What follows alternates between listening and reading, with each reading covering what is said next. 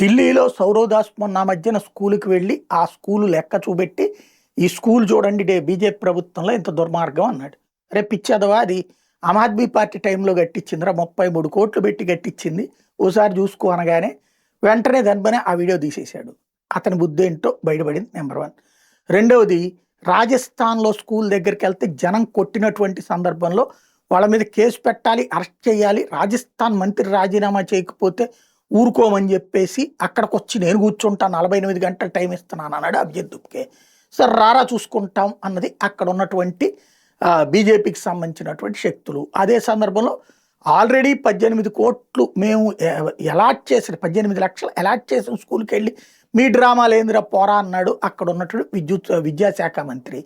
పైగా సుదీర్ఘ రాజకీయ అనుభవం ఉన్నటువంటి ఆయన తేల్చి చెప్పాడు.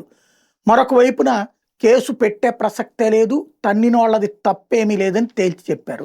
చివరికి అభిజిత్ దుప్కే అక్కడికి వెళ్తాను, తేల్చుకుంటా 48 గంటలు అన్నోడు వెనక్కెళ్ళిపోయాడు. అది మానేసి స్కూల్‌కి అదుగో చూసారా మా ఉద్యమం కారణంగా డబ్బులొచ్చిందంటాడు.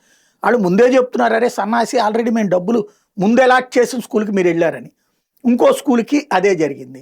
ఇంకో పక్కన మహారాష్ట్రలో తను వెళ్ళినటువంటి స్కూల్ దగ్గర కేసు పెట్టినటువంటిది. ఆ కేసు విత్‌డ్రా చేసుకోబోతే తీవ్ర పరిణామాలు ఎదురవుతాయని హెచ్చరించాడు. విత్‌డ్రా చేసుకునే ప్రసక్తే లేదు, నువ్వేం చేస్తావు చేయమన్నది మహారాష్ట్రలో ప్రభుత్వం కూడా. అక్కడ ఉన్నట్టు బీజేపీ వాళ్ళు కూడా రెడీ అన్నారు. క్రమంగా అక్కడ మంత్రి రాజీనామా చేయాలన్నాడు, చెయ్యం పొమ్మనమన్నారు. ఆ మంత్రి రాజీనామా చేయాలి, ఈ పోలీసు రాజీనామా చేయాలి, వాళ్ళని తీసేయాలి, ఆ ప్రిన్సిపాల్ని తీసేయాలి, ఇవన్నీ పక్కకు పోతున్నాయి. చివరికి వీళ్ళే ఏదో ప్రకటన చేసి మేము సక్సెస్ అని చెప్పుకునే ప్రయత్నం చేస్తున్నారు. వీళ్ళ గుట్టు రోజు రోజుకి విడిపోతున్నాయి.